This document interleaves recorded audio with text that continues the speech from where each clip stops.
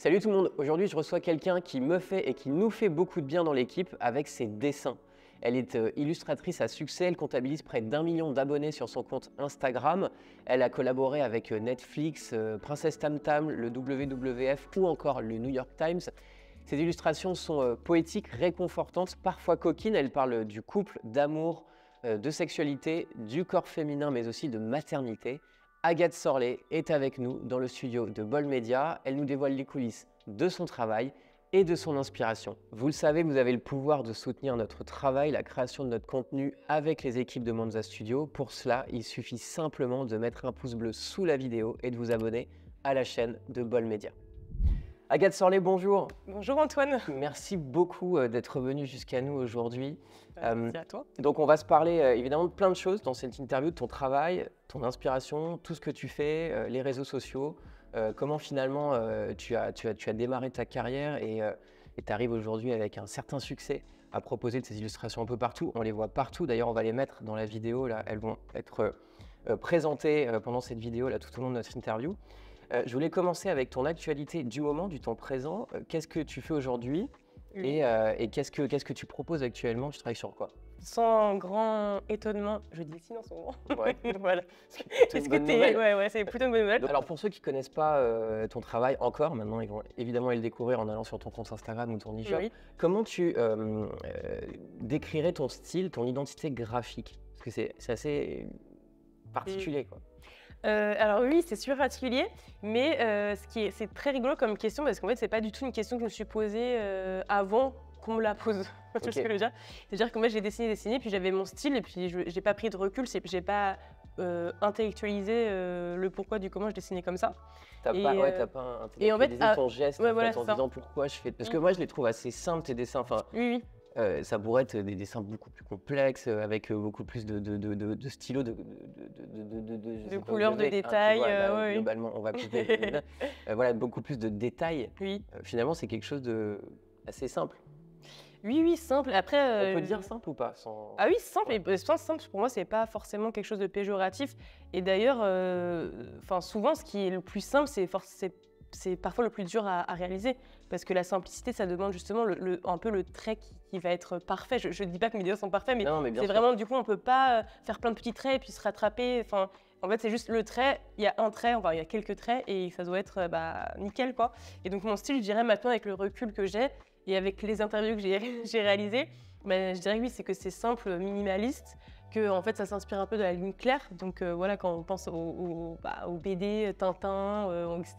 Donc c'est vraiment en fait le contour des personnages et des paysages dessinés, c'est la ligne claire, ça c'est vraiment le trait qui en fait en gros avant de vraiment faire le dessin, vraiment c'est presque que le contour, quoi. Tu vois, c'est juste vraiment le contour et pas la matière, pas les ombres, c'est vraiment juste le contour. Et donc voilà, et puis après le style, c'est des couleurs assez aussi minimalistes, un peu impactantes, quoi. Donc il y a souvent du rouge, du orange, il y a du noir, et j'adore le rose aussi. Et puis après, voilà, le thème, c'est... je sais pas si le thème, c'est pas forcément le style, hein, donc on peut pas... on n'est pas obligé de parler du thème. En tout cas, tu parles beaucoup de couple, tu parles beaucoup d'amour, tu parles de sexualité dans tes dessins. Ça, c'est des sujets qui sont importants pour toi?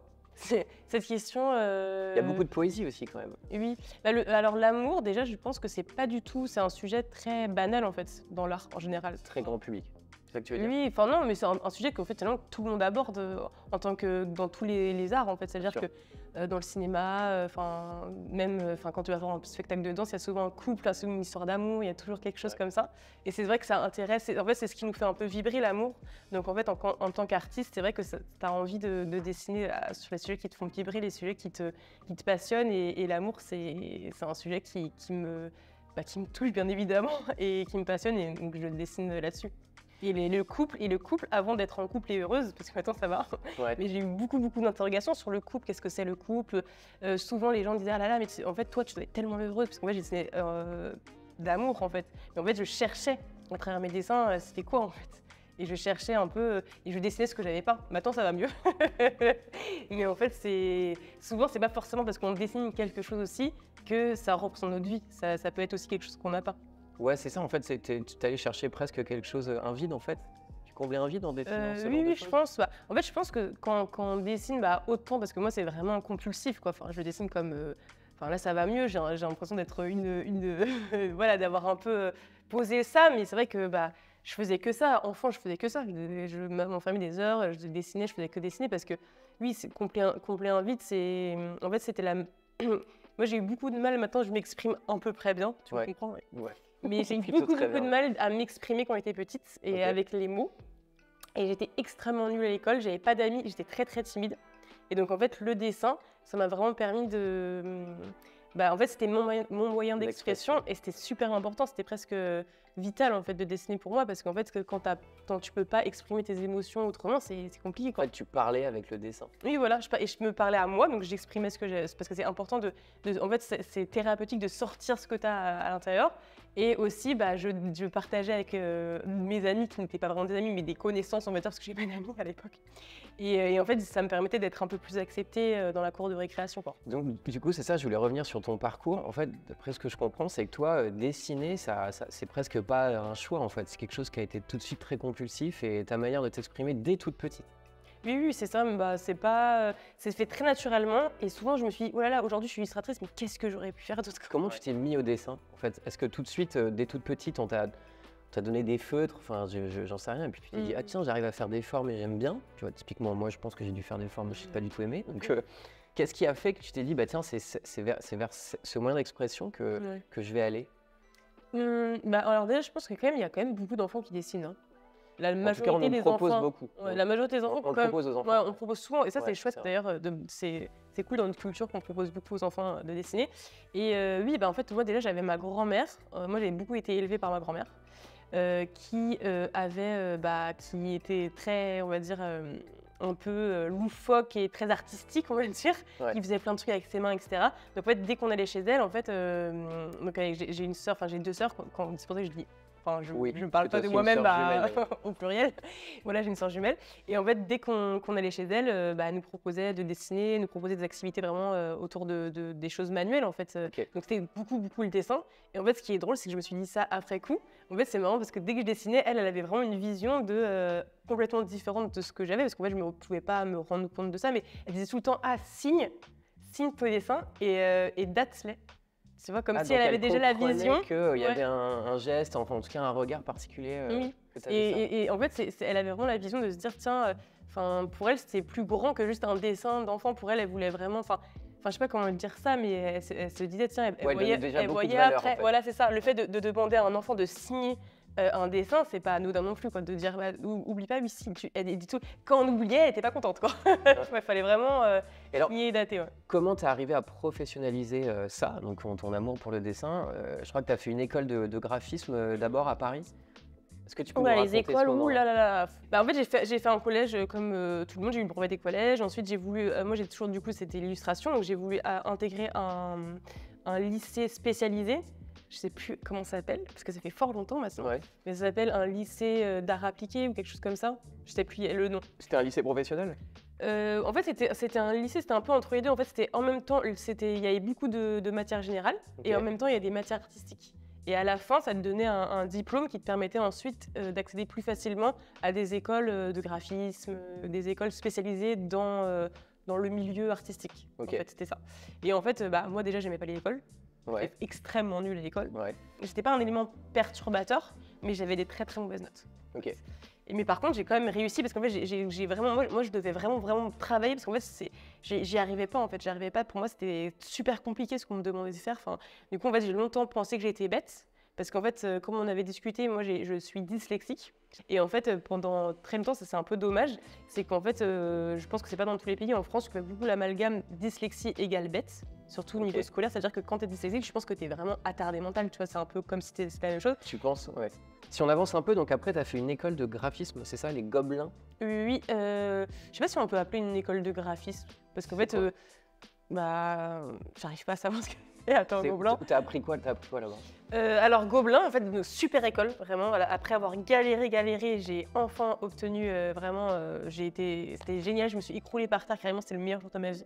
Ouais. Et en fait, là, concrètement, ce qui est chouette, contrairement aux autres écoles, c'était des vrais intervenants qui viennent, des gens qui travaillent vraiment dans le Qui milieu. sont illustrateurs Voilà, ouais, ou pas, mais ou d'autres milieux. voilà. Et en fait, moi, c'était Des professionnels, quoi. voilà, des gens qui sont vraiment épanouis dans leur travail. C'est de l'alternance?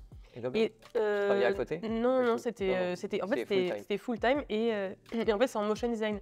Ok. Donc en gros, c'était vraiment c'est du graphisme animé, on va dire. C'est-à-dire Ok. que c'est comme Oui, c'est toutes les animations qu'on peut voir oui, voilà, sur des chaînes les YouTube logos, ou autres, forcément des etc., logos. ouais. Mais après, ça peut être aussi de l'illustration. Mais Ok. c'est pas de l'animation traditionnelle, c'est pas image par image. C'est vraiment lié à un logiciel qui s'appelle After Effects. Voilà. Ok.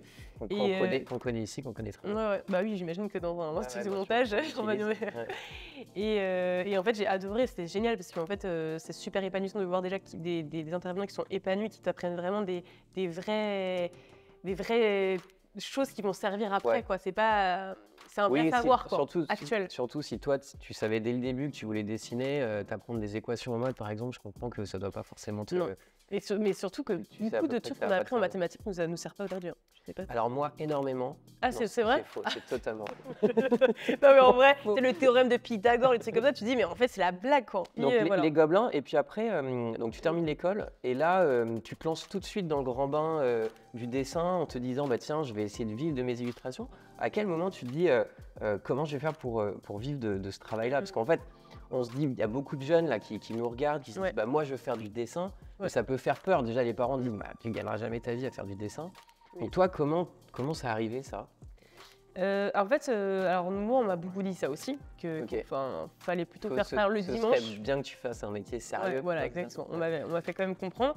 Et en fait, c'est pour ça aussi notamment que j'ai voulu vraiment me spécialiser, voilà, maîtriser After Effects, maîtriser toute la suite Adobe, etc. En fait, j'étais plutôt dans une formation de graphiste en fait. C'est-à-dire que comme ça me donnait voilà, je me suis dit, bah, au moins je vais avoir un métier parce que c'est plus facile de trouver du travail quand tu es motion designer, quand tu es graphiste et quand tu fais des choses qui ne sont pas forcément illustration. Bien sûr. Voilà, dans l'illustration. Parce qu'il y a beaucoup plus Ouais. de demandes en tout cas. Oui, voilà, c'est pour ça, c'est plus facile, c'est plus... Oui, c'est... Parce que tu peux t'adapter à tout, en fait, quand tu es graphiste, motion designer, en fait, on fait appel à toi pour ta technique et non pour ton style graphique, en fait. Ouais, pas pour ton art, ouais, ça. Ouais. Après, tu peux avoir un style en tant que motion designer et en tant que graphiste, ça c'est sûr, mais tu es plus adaptable, on va dire. Ok. Donc toi, tu as commencé comme ça. Et bah moi j'ai commencé plus ou moins, ouais, je sors des Gobelins et en fait du coup c'est génial parce que quand tu sors des Gobelins donc c'est une très belle école et en fait tu peux avoir t'as du travail très facilement donc c'était ouais, parce vraiment que chouette. le diplôme est reconnu. Ouais voilà, le diplôme est reconnu et surtout que l'école est très, enfin voilà il y a un beau réseau donc je conseille cette école. Il y a un réseau d'anciens, c'est ça que tu dis? Ouais, il y a un réseau d'anciens, les gens ils se donnent des contacts, vraiment il y a un truc vraiment chouette dans cette école et surtout que c'est vraiment une école reconnue et c'est pas pour rien parce que vraiment ce qu'on nous délivre comme formation est top, tu vois, vraiment c'est le top du top, voilà. Et donc du coup je sors de là et en fait avant de travailler, il fallait que j'apprenne l'anglais. Donc je file à Londres. C'est toi qui t'es dit ça? Je veux parler Oui, anglais. oui. Bah oui. Pourquoi? Parce que j'étais une quiche, une Ok. brêle. En plus quand t'es dyslexique, t'as du mal à parler En tout cas, français. t'as vu à ce moment-là que l'anglais, ça pouvait t'ouvrir des opportunités. Bah ouais, mais parce que je pense que c'était déjà super important en fait. Ouais. Donc je présente le concours Gobelin, là à ce moment-là on me demande, c'était à moitié en anglais quoi. Donc en fait moi je n'ai dit aucun mot d'anglais, je sais pas comment j'ai été prise, je pense qu'ils ont beaucoup aimé mon dossier artistique parce que j'ai pas réussi à parler anglais parce que je parlais pas anglais tout simplement. Et donc hop je donc, sors. intéressant à savoir en tout cas pour le concours d'entrée de Gobelin, faut parler anglais. En tout cas pour le motion design. Les entretiens sont en anglais. Donc là tu te dis, moi j'ai une formation en anglais absolument à avoir et donc tu décides de partir. Ouais, je pars vraiment juste après. Au Royaume-Uni. Ouais, à Londres. Ok. Donc je pars à Londres et je fais fille au père. Ok. Voilà.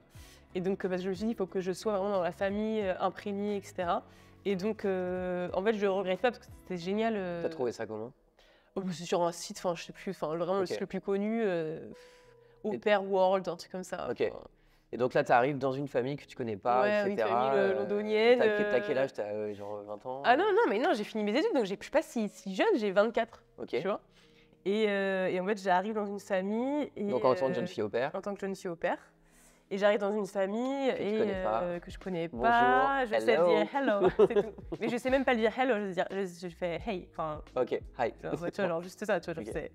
Bref, et en fait, du coup, bah, en plus, c'est la première fois qu'ils ont une jeune fille au père, donc ils me regardent avec des gros. Enfin, surtout les enfants, parce que 3 petits garçons quand même, à s'occuper. Ah ouais. Qui me regardent avec des gros yeux tout ronds parce qu'ils comprennent rien à ce que je dis. Enfin, et moi, je comprends rien à ce qu'ils disent. En donc plus, c'est des enfants, ils étaient jeunes. Oui, oui, il y en avait. Alors, le plus petit, il avait 2 ans. Ok. Et après, 5 et 8 ans. Ok. Donc en fait là, ce qui est pas mal, c'est que t'as pas le choix en fait. T'es obligé d'apprendre l'anglais. Ah non, mais c'est un non-choix en fait. Ouais. Et c'est très très compliqué, mais je pense que c'est lié aussi à mon petit problème de dyslexie, c'est que déjà ça a été compliqué pour moi d'apprendre le français. En fait, moi j'ai beaucoup de mal à entendre la différence entre certains sons, tu vois. Ok. Et en fait, quand le français, bah voilà, ça fait très très longtemps que je suis née en France, j'ai appréhendé le truc, quoi. Mais l'anglais, bah en fait, ça m'a rajouté une complexité, en fait, le fait d'avoir ce problème. Donc c'est très très très compliqué pour moi de comprendre et d'apprendre une nouvelle langue. Et ça a duré, mais enfin, même aujourd'hui. Resté combien de temps? Aujourd'hui, j'ai encore du mal avec l'anglais, hein, alors que j'ai habité 1 an à Londres, tu vois. Ok. Et alors, je suis restée 3 mois, ils m'ont virée. Ok. Ils m'ont virée parce que je pense que ça matchait pas en fait. Moi, j'aimais beaucoup les enfants, sauf que la mère était. Mais je pense que maintenant que je suis maman, je peux plus comprendre. Parce que je comprenais pas, je fais quand même, elle exagère. Ouais. Et elle était très très. T'as déjà 3 enfants. Ouais, très protectrice. Oui, ouais, elle avait peur. Moi, j'étais un peu. Je courais. En fait, par exemple, je me disais, ah, mais ça va et tout, parce qu'en fait, je m'amusais à courir avec la poussette, tu vois. Et en fait. Non, mais dans les rayons des supermarchés. Et en fait, on m'avait vu courir avec la poussette, donc ça a fait une sorte de truc. Et puis, je pense que j'étais pas non plus super impliquée, assez impliquée, tu vois. J'étais déjà, en fait, moi déjà, j'avais des projets d'illustration, je dessinais beaucoup dans ma chambre. Je les ai tannés pour avoir un bureau, parce qu'en fait, il me fallait un bureau pour dessiner. Donc voilà, j'étais souvent recluse dans ma chambre à dessiner, et puis après, c'était pas les heures où je devais travailler, parce que c'est un peu bizarre, t'es fille au père, mais en fait, du coup, tu habites dans la famille, mais tu travailles pour eux. Donc c'est un peu étrange, tu fais partie de la famille, en même temps, tout est un peu mélangé. Moi, j'ai eu du mal à trouver ma place, et finalement, ils m'ont virée. Voilà, ils m'ont virée. Donc au bout de 3 mois? Au bout de 3 mois. Et je me suis resté 9 mois? Ouais, je m'étais dit 1 an. Ouais. Donc en fait, entre-temps, je m'étais fait un ami anglais qui m'a hébergé le temps que je me retourne pendant quelques semaines quand même. Et en fait, j'ai trouvé une coloc.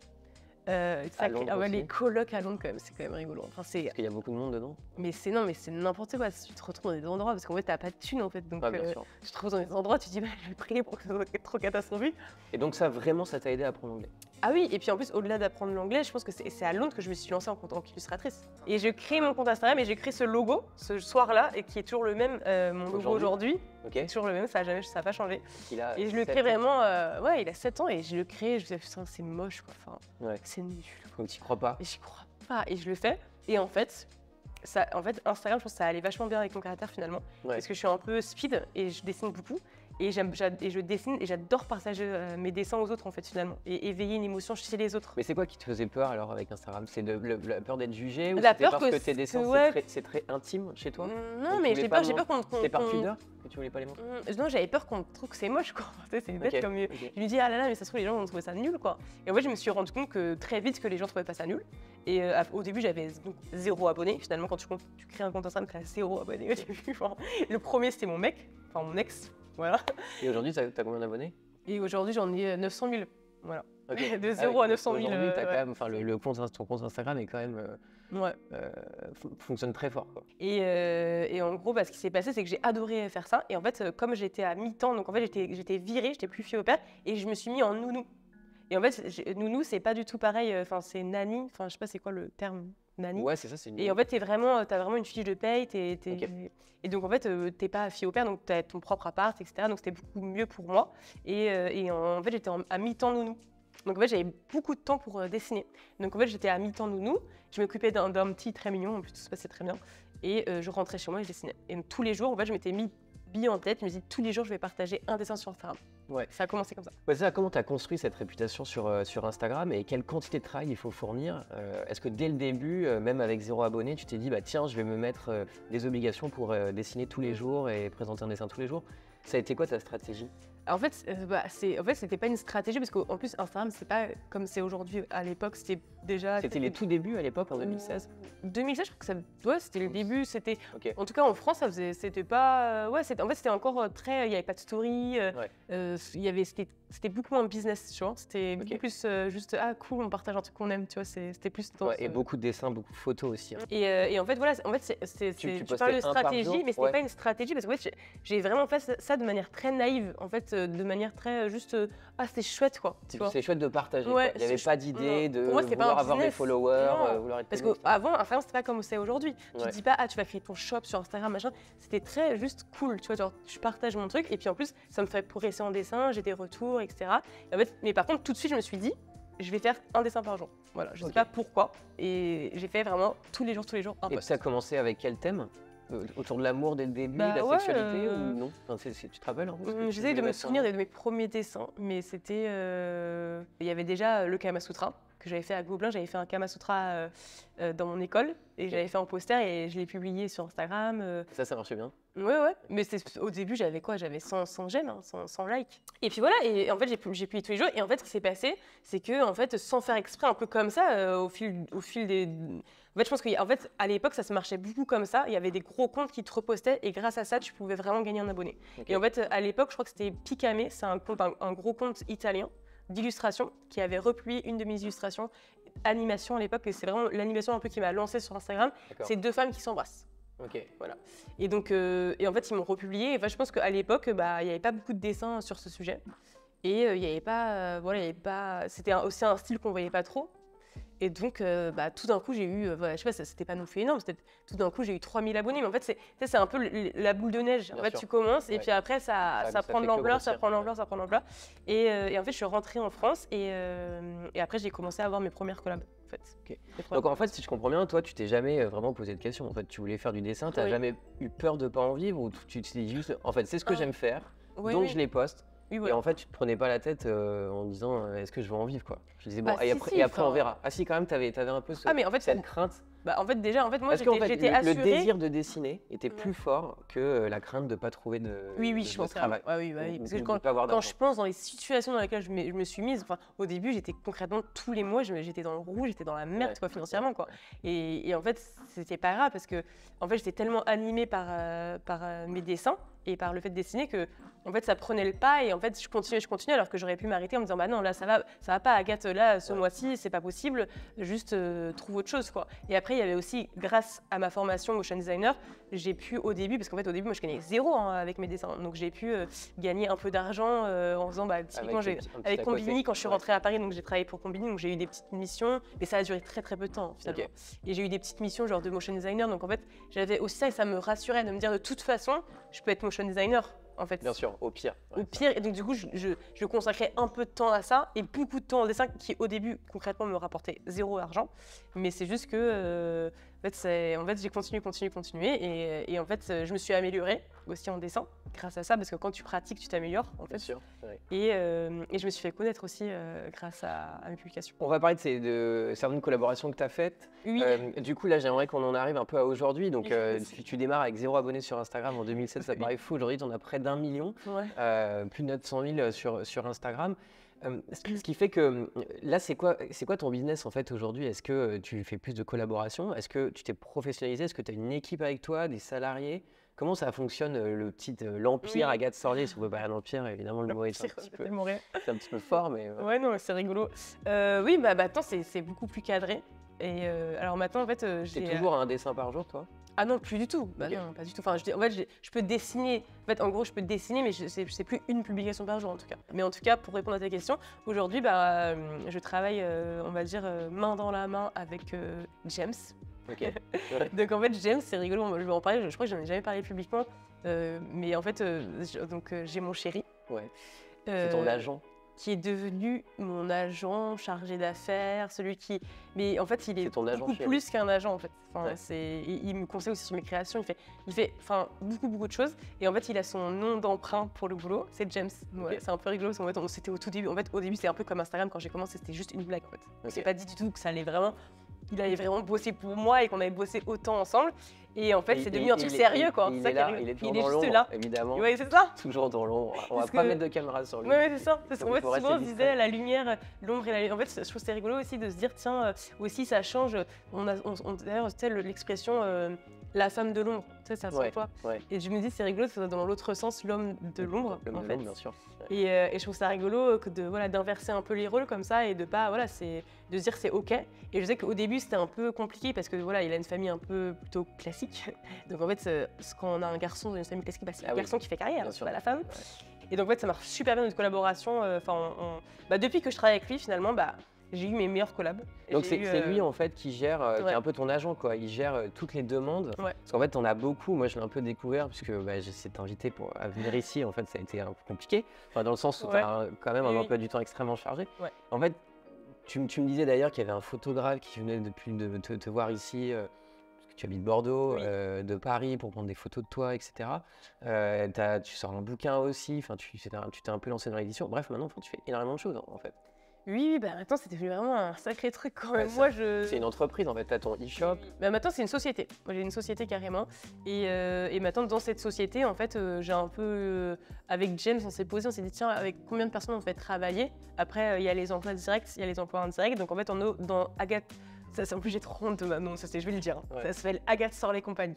J'ai Ok. trop honte. Voilà. Je le dis, c'est posé. Allez hop, on passe à autre chose. J'aime pas parce que ça met trop la lumière sur toi en fait, c'est ça? Ouais, mais je sais pas. En fait, c'est le mot compagnie, c'est vraiment. J'ai l'impression d'être. Tu vois, je sais pas. Une grosse entreprise Ouais, grave, américaine. grave, ça fait un peu américain, genre waouh, tu vois. mais j'ai choisi ce nom il y a longtemps et en fait, j'aurais peut-être pas choisi ça aujourd'hui, mais bon, c'est ok. Et on peut toujours changer de nom de société si jamais les gens voilà.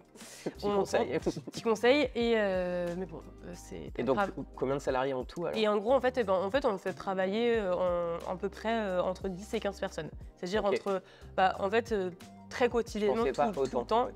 Après, en fait, Donc c'est des gens qui vont être quoi sur tes réseaux, qui vont faire un peu de comptabilité, du Oui, juridique, voilà, ils font quoi?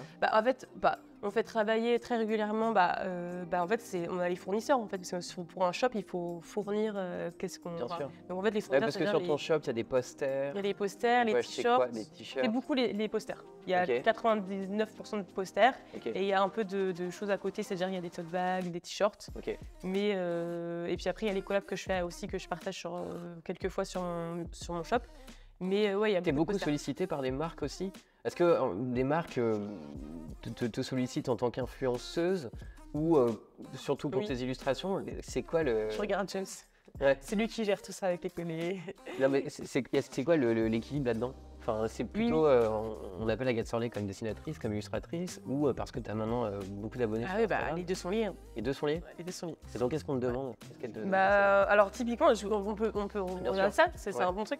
Donc en gros, là, c'est une collab que j'ai fait donc, avec Womanizer et Passage du Désir. C'est des, Tiens, je vais le montrer à la caméra. Le Womanizer en collaboration avec Agathe Sorlet. Donc ça fait partie de ses collaborations. Donc un sextoy à l'intérieur. Qu'est-ce Oui. que tu proposes? Alors, donc ça, c'est Womanizer qui t'a contacté? c'est Ou Passage c'est- du Désir. Ah ok, c'est Voilà. plutôt le C'est ça. shop érotique. Enfin, pour Exactement. tout, ça je désire. En Et gros, il en te fait, contacte comment? Il te demande par quoi? mail souvent. En fait, c'est tout le temps par mail en fait. Et en fait, ils m'ont demandé en fait, c'était souvent, ça commence par une petite rencontre, une discussion, et après, au début, c'était pas forcément l'idée de faire un womanizer, Ok. de créer un womanizer avec mes illustrations. Au début, c'était juste, je crois que la première chose que j'ai fait, c'est juste un petit dessin comme ça sur Instagram pour eux. Et en fait, ça a bien marché. Et ensuite, ils m'ont reproposé, ils m'ont recontacté. Et à ce moment-là, ils m'ont dit tiens, le womanizer. Et en fait, c'est que ça collait super bien en fait, parce Ouais. que Et tu t'es dit go? c'est génial. Déjà, le womanizer, j'adore en fait. Et en fait, je conseille à toutes mes amies de l'acheter. Surtout celui-ci. J'en offre à mes amis et je dis à mes amis, ah comme ça tu penseras à moi. C'est horrible. Non, mais Très drôle. du coup Et c'est on parle d'un super gênant. sextoy. C'est super gênant, ils disent ok. Mais j'ai pas ma tête, hein, c'est juste des... Tu sais, genre, c'est Ouais, pas c'est- comme c'est- en les fait, shampoings Franck Provost, il Ouais. n'y a pas ma tête. Tu illustres le packaging en fait. Tu illustres la boîte. Voilà, en fait j'ai illustré la boîte, mais en fait en gros je montre un peu parce qu'en fait il y a plein de petites choses à l'intérieur. Donc j'ai illustré la boîte et en fait à l'intérieur on trouve donc le fameux Le sextoy. sextoy. Et en fait du coup dedans on s'est vraiment beaucoup amusé à faire ça. Ça a duré, en fait on Parce voit que pas. c'est toi aussi qui as pensé la boîte, etc. Enfin, Non, en fait, c'est la boîte qui existe déjà, mais en fait, on a repensé toute la petite notice Ok. à l'intérieur, qui est, non pas là, c'est la fille qui est perdue dans son propre Ah oui, donc il y a déjà il y a une petite truc Une petite poche, ok, pour le ranger. c'est tout collé pour le ranger. Ok, t'as voilà. fait des illustrations sur les poches. Ouais, Ok. c'est super chouette, très pratique pour ranger son sextoy. Et en fait, j'ai refait aussi la petite notice, tout est illustré où je donne des petits conseils. Et en fait, il y a des vraies infos, mais en fait, il y a des petites blagues aussi, quoi. Ok. Donc je dis par exemple avec qui ou où, et du coup je donne des conseils où l'utiliser, mais c'est vraiment, c'est juste pour rigoler, quoi. Tu vois, c'est au travail, au restaurant. Ouais. En tout cas, t'as refait toute la petite, toute la petite explication comment on s'en sert, où on s'en sert. Ouais, voilà, ça. Très rigolo. Ok. Ça, c'est On rigolo. peut s'en servir au travail, on peut s'en servir au On s'en- restaurant, on peut s'en servir à peu près partout. Voilà. Ok. Bref, donc je l'ouvre un peu pour voir parce qu'en fait, on ne voit pas comme ça le travail qu'il y a derrière, mais Ouais, en c'est un fait, an c'est de dans le travail. détail, quoi. Ah, C'est c'est un an de an de travail. travail, De l'aller-retour. Ok. Il y a énormément de boulot pour ce genre de collab, des grandes collaborations. D'ailleurs, pour Monoprix, je crois que c'était un an aussi, j'ai fait une collaboration pour Monoprix avec plein de petits accessoires, des motifs que j'ai fait sur des trousses, sur des cotons pour démaquiller. Enfin, j'ai fait des petites serre-têtes, etc. Et en fait, souvent, on ne voit pas, mais c'est derrière, il y a souvent un an au moins minimum. Là, je crois que c'était 1 an et demi même. Une autre collab que tu souhaitais nous montrer, c'est avec le magazine Elle, Oui. ici que je montre. Avec, bon, évidemment, cette une T'es pas obligé de te montrer la une, au final. qui est typiquement des unes de Elle, mais Ouais. donc que tu as illustré entièrement, en fait. Ouais, Donc là, on peut voir les illustrations d'Agathe Sorlet à toutes les pages, en fait, de ouais, cette collaboration. il y a pratiquement tout en fait. Hein. Là, c'est pareil, c'est le magazine Elle qui t'a contacté en disant on aimerait faire un magazine entièrement illustré par toi. Oui, et j'étais super contente. Et Ah, tu en fait, moi, ce qui m'excitait le plus, c'était de faire la couverture. Bien sûr. Mais apparemment, c'était Ils ont à deux doigts changé. de passer. Ça aurait pu être celle-ci, du coup. Ok, en couve. Mais ça a été à deux doigts d'y arriver. Mais en fait, le côté marketing, et en fait, voilà, c'était un peu trop préféré rester nouveau. sur quelque chose Voilà, de plus classique. En tout cas, de ce qu'ils ont. Voilà. Ok. Dommage. Et voilà, donc ça, c'est des super collabs. Donc moi, j'adore. En fait, moi, ce que j'adore dans mon travail aujourd'hui, c'est vraiment ce parallèle entre les collaborations et mon travail personnel d'artiste. C'est-à-dire qu'en fait, mon travail personnel d'artiste nourrit mes collaborations. Et en fait, l'inverse aussi, les collaborations nourrissent mon travail artistique. Parce qu'en fait, parfois, ils vont me demander de faire des choses qui vont vraiment me sortir de ma zone de confort. Bien sûr. Que je vais vraiment pas penser. Je me dis, ah là là, ça va être compliqué, comment je vais faire ça? Et en fait, Tu veux dire, grâce à te met ça. une petite contrainte. en Ouais, fait. voilà, c'est ça. Et Et en souvent, fait, les artistes le disent, travailler sous la contrainte, c'est quand ouais. même pas mal en termes de créativité. Oui, quoi. voilà. Et surtout qu'en fait, ça peut débloquer des. Voilà, tu dis typiquement, genre, même pour le L, je vais vous montrer une page qui m'a vraiment ouvert un champ des possibles.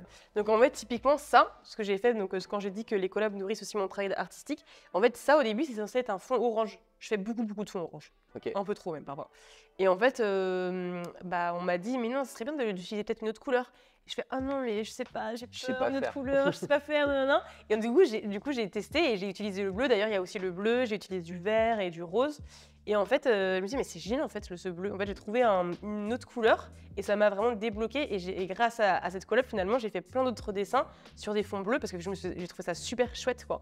Et c'est génial de pouvoir se dire que les collabs, en fait, au lieu de. En fait, les deux se nourrissent et j'adore ce. Oui, c'est pas toi, il n'y a pas que ping-pong, toi qui donne la collaboration aussi, te permet toi de découvrir de nouvelles Exactement. choses. Ouais. C'est super chouette, je trouve. Aujourd'hui, donc, il y a ces collaborations, il y a évidemment ton travail sur Instagram et puis tout ce que tu fais avec ton shop. Qu'est-ce qui te rapporte le plus d'argent aujourd'hui? Qu'est-ce qui marche le mieux? Oui, financièrement, ce qui marche le mieux, je pense que c'est 50-50. À mon avis, c'est vraiment les. C'est-à-dire que- ton shop. Ouais, je pense que ça marche autant le shop que les collabs. En fait. Ok. C'est-à-dire que ça me rapporte autant financièrement. Et après, en fait, le shop, ça me donne un. On va dire, c'est pas. Le shop, c'est un peu plus, presque, j'ai envie de dire, pérenne. C'est-à-dire qu'en fait, tous les jours, un peu, j'ai des ventes. Et donc, ça me donne une indépendance aussi par Ok. rapport. J'ai pas besoin. Et c'est moins événementiel, quoi. C'est moins Oui, au voilà. coup par coup, quoi. C'est ça. Alors que les collabs, ça peut être une grosse collab d'un coup et après, plus rien qui pendant me quelques rapporte mois. une certaine somme d'argent. Et donc en fait, c'est ça aussi ce qui est très très bien, c'est d'avoir les deux finalement, parce qu'en fait, l'un un peu sécurise et le côté d'avoir mon propre shop, mes propres ventes, ma propre société où je vends vraiment mes produits. Et donc ça, c'est Et d'ailleurs pas dépendre de quelqu'un d'autre. la création de ton shop, c'était pour un désir d'indépendance ou c'est toi qui Ah, avais mais des pas du demandes, tout. les gens Non mais au début, moi j'étais à l'ouest total. Hein. Ouais. Toi, Moi tu financièrement, dessinais, ah non, moi j'étais à l'ouest. Tu voulais juste Financièrement, en fait, moi, j'étais très naïve, je comprenais rien. Ouais. Et en fait, en gros, c'est juste que j'ai partagé. Et un jour, quelques personnes, et de plus en plus de personnes m'ont dit, mais tiens, ça, j'aimerais bien acheter tes Pouvoir dessins. l'acheter. Ah ouais, Voilà. ok. Et du coup, je fais, ah ouais, ça serait chouette, tiens. Et en fait, j'ai commencé à en imprimer un ou deux pour certaines personnes. Et puis, hop, je me suis dit, faut que je crée un shop. Et hop, je l'ai fait. Et j'avais pas de j'avais pas de notice, donc j'ai vraiment un peu avancé comme ça. C'est comme si tu avais plein de. J'ai vraiment cette image de t'as ta petite. Ton petit outil, tu as une grosse forêt devant toi, tu sais pas vraiment où tu vas avancer, tu essayes de voir, mais tu sais pas trop où tu vas aller, quoi, tu vois. C'est vraiment cette image, donc du coup, il faut être quand même un peu courageux, quoi. Mais je pense qu'en fait, la passion te donne du courage, parce qu'en fait, ça te donne de la motivation, parce que même si tu sais pas où va t'amener ce chemin plein de ronces et un peu sombre, où tu t'avances un peu dans l'obscurité, mais en fait, d'avoir autant, d'aimer autant ce que tu fais, en fait, ça te donne la motivation de tailler un peu les arbres et de te faire ton chemin, malgré le fait que y a personne qui te dit « Ah non, il faudrait que tu fasses ça ». Parce qu'en fait, moi, il y a eu personne pour me dire « Agathe, il faut mieux aller là ». Enfin, au début, j'étais vraiment toute seule, en fait. Donc clairement, en fait, toi, ce que tu privilégies, c'est le passage à l'action. C'est vraiment important, ça. Oui, mais carrément, en fait, je pense qu'en fait, je l'ai tellement... Maintenant, je me dis ça parce que j'ai vécu ce que j'ai vécu. Et donc, du coup, je me dis, mais en fait, c'est pour ça que j'ai avancé. C'est grâce au fait que, en fait, je me suis pas posé des questions. Si j'avais vraiment, si je m'étais posé des questions, concrètement, j'aurais rien fait. Ouais, genre le Vitrane et tout, ça, mais grave, parce qu'en fait, sert à rien. T'as plein d'embûches. T'as plein d'embûches et tu vas les avoir, les embûches, de toute façon. Mais en fait, si tu penses tout le temps il va se passer ça, l'embûche potentiellement il va se passer ça, et ouais. ça te fige et tu fais rien. Et en fait, il y a un autre truc, c'est que c'est en faisant aussi que tu trouves les solutions.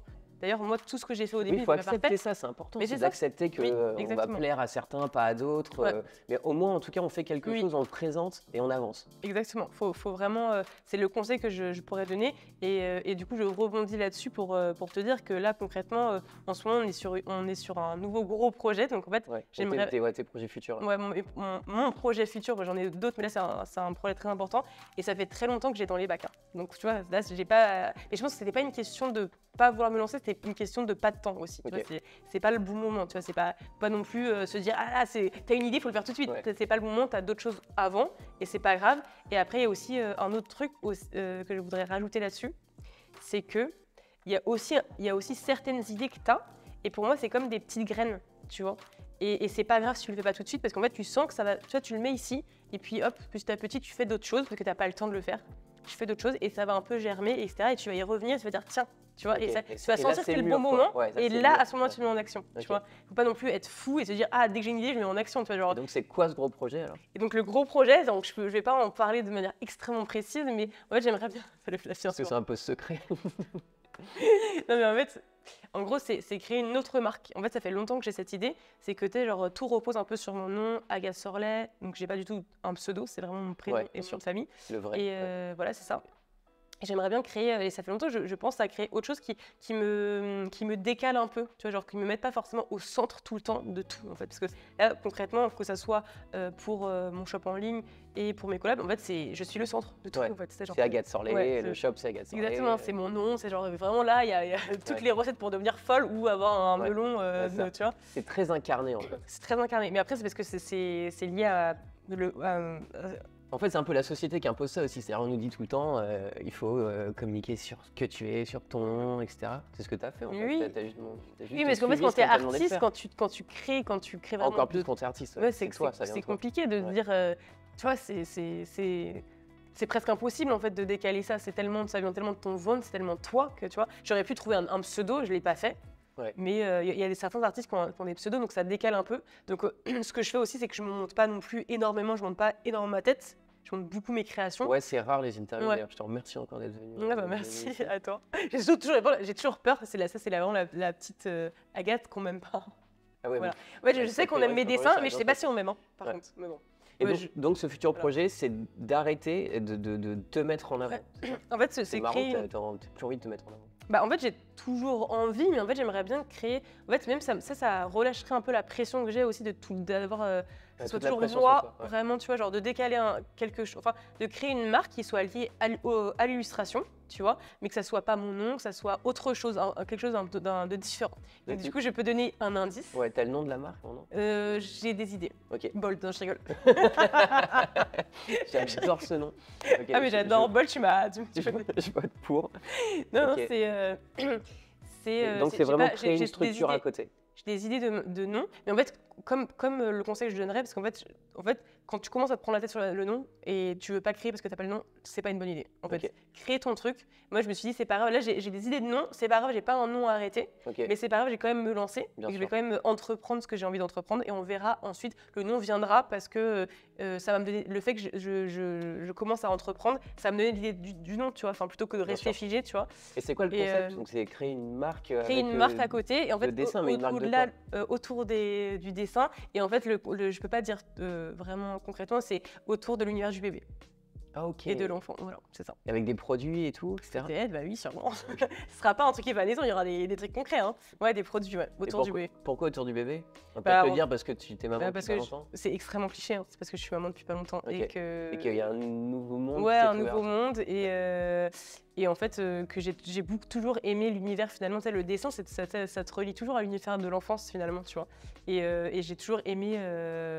Il y a rien de. Je trouve que je me suis dit c'est génial de l'univers de l'enfant et du bébé. En fait, je trouve que ça peut vraiment être facilement lié à l'illustration. Tu vois, ça match vraiment très très bien, tu vois.